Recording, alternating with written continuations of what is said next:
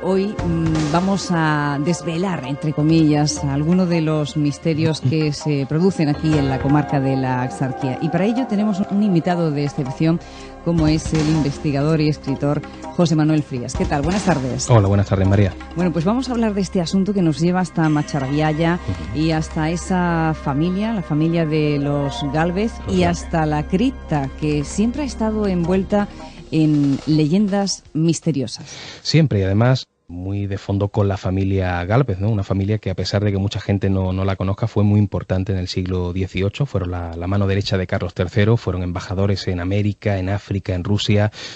Por ejemplo, por decirte algo, José de Gálvez, que está enterrado allí en la cripta, fue ministro de las Indias. Bernardo de Gálvez fundó la ciudad de Galveston en Estados Unidos, fue propulsor de la independencia de los Estados Unidos junto a George Washington. O sea, estamos hablando de una familia importantísima que nunca se olvidó de su pueblo natal, que siempre intentó aportar sus beneficios económicos a la economía del propio pueblo, que creó allí la única fábrica de naipes de España con monopolio de venta en los Estados Unidos. Y precisamente ahí es donde surge el primer misterio, ¿no? Porque antes de fallecer, la familia Gálvez llega a un pacto con el pueblo, con la gente de Macharabiaya, en el cual ellos aportan un dinero a lo que es la localidad, a cambio de que una vez que ellos fallecieran se cumplieran dos cosas. Una de ellas, que en la cripta de los Gálvez, en ese mausoleo tan impresionante que está bajo la iglesia, solamente fueran enterradas personas de su familia y que además tuvieran una misa en el Día de los Difuntos eternamente. O sea, allí hay una placa del siglo XVIII que dice lo siguiente, te lo voy a leer literalmente porque es cortita, dice: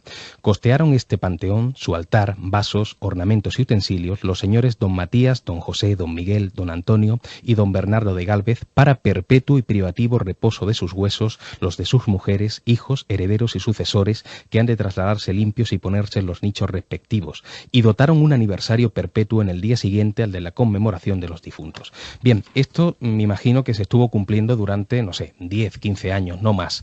El caso es que esa promesa, ese pacto se rompió, el pueblo se olvidó de la familia Gálvez en aquel entonces, se dejaron de hacer las misas. Por supuesto, hoy día la gente desconoce por completo que existió aquel pacto.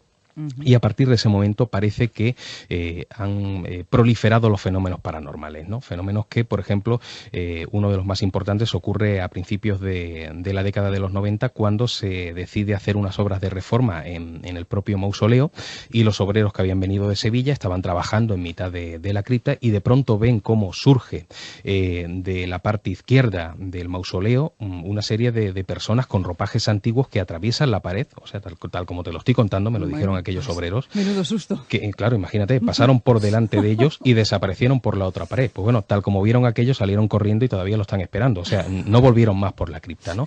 O sea, es como si de alguna forma aquella promesa incumplida haya hecho que esos personajes que están en el otro mundo, si es que existe, se sintieran en cierto modo heridos, ¿no?, en sus sentimientos hacia el pueblo, y se hayan querido manifestar. Pero no es el único fenómeno. Allí, por ejemplo, en una ocasión estuve grabando con unos chavales de una televisión local de Málaga. Estábamos en mitad de la noche en el mausoleo, yo contando las historias, y uno de ellos saca un tablero Ouija.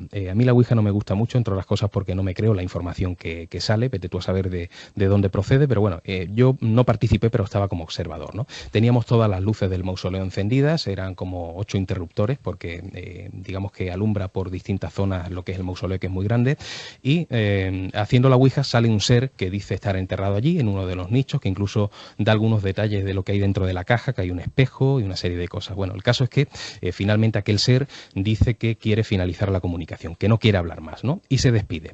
Pero los chavales que están haciendo la Ouija insisten, empiezan a insistir, y de pronto todas las luces del mausoleo se apagan de golpe, sin que nadie las accione, porque estábamos todos juntos.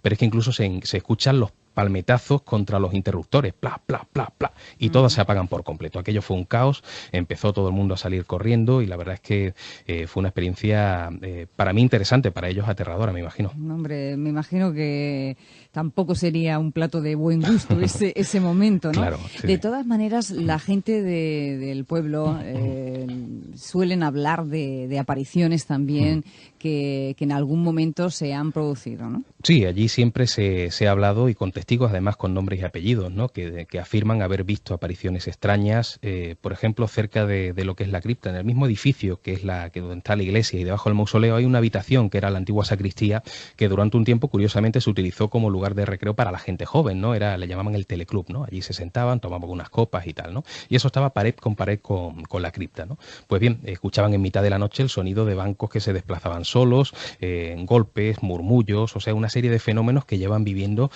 mucho tiempo la gente de Macharabiaya, ¿no? Allí me decían los lugareños que desde siempre sabían que ahí abajo había algo, ¿no? Y luego a nivel incluso de psicofonías, ¿no? Que hay compañeros que han estado haciendo investigaciones en la cripta y bueno, yo en una ocasión personalmente estuve grabando, yo me dedico más a la parte periodística, pero a veces pues me da por hacer también grabaciones, ¿no?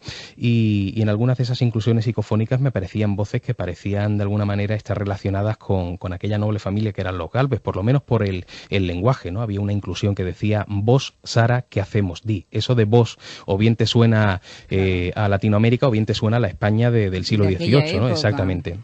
Había otra que decía, y este miércoles, otra que decía, grábame más, pero hay una muy curiosa que la sacó un compañero de Málaga, Juanfran Romero, que le llama la psicofonía o la inclusión del coro, porque él estaba en mitad de la iglesia entrevistando a una persona, ahí no se escuchaba nada más, y luego en la inclusión psicofónica se escucha una serie de cánticos, lo que parecían cánticos, y no son cánticos, es que son varias voces montadas una sobre otra, y cuando empieza a analizarlo informáticamente, hay voces que dicen salid de aquí, aprovecha, sal de aquí, Filipina abre, Draco Bocum, algo que no sabemos lo que significa, algunos nombres como Rosalía, como Jacinta, otra que dice está por ahí, o sea, vemos que hay una actividad también a nivel psicofónico, también a nivel de imágenes hemos captado extrañas estelas que pasan de un lugar a otro como de orbes, ¿no? Pequeñas bolitas de luz que dejan una estela de movimiento.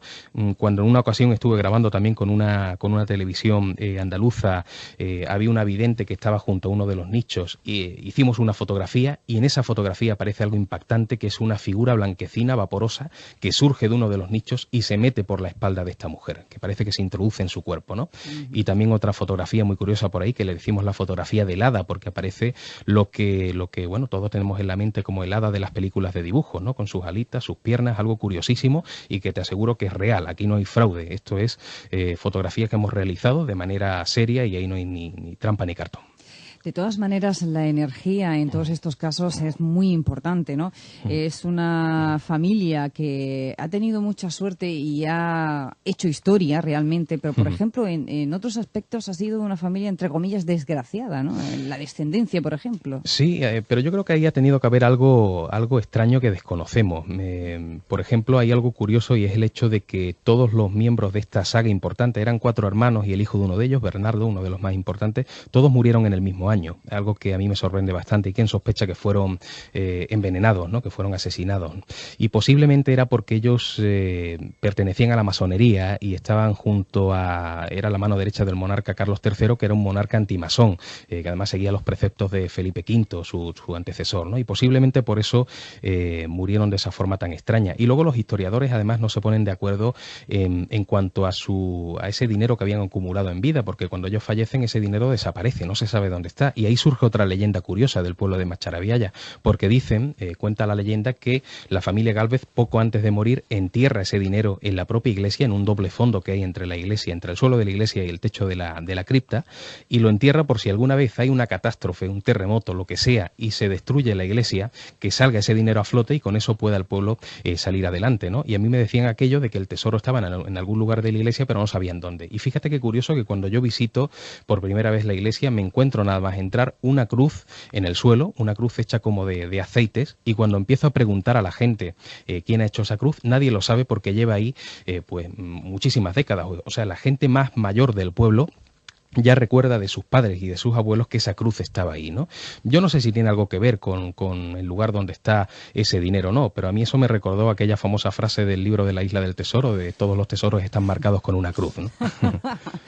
Bueno, ese tesoro que hay gente que lo ha buscado intensamente, sí. Pero que todavía no se ha encontrado.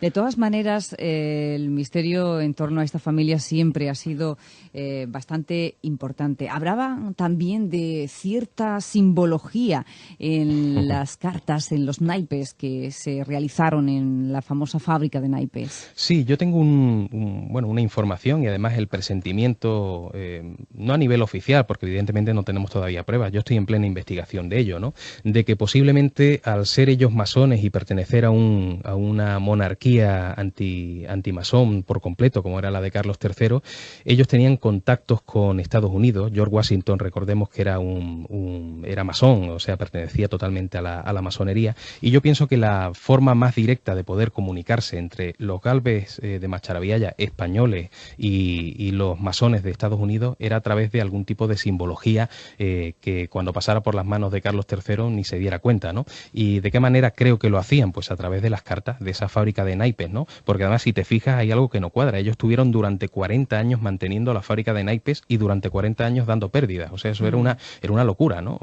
¿Por qué mantenían tanto tiempo algo que nada más que daba pérdida? Y yo pienso que era por eso, porque a través de las cartas, de esa simbología curiosa que aparece en ellas, estaban comunicándose con los masones de Estados Unidos. Y además un detalle que muy poca gente conoce, aquellas barajas prácticamente al poco tiempo de llegar a Estados Unidos, la tinta se le iba, el papel se deshacía, era como si no quisieran que quedara una prueba física de aquello, ¿no? O sea, yo entiendo que esa simbología que aparece también en su escudo de armas, donde entre las cosas aparecen las 3 veneras, las 3 conchas, los 2 lobos custodiando una encina y algunas otras cosas, pero sobre todo los naipes eran la forma de comunicarse entre masones españoles y masones de Estados Unidos en medio de una monarquía convulsa y totalmente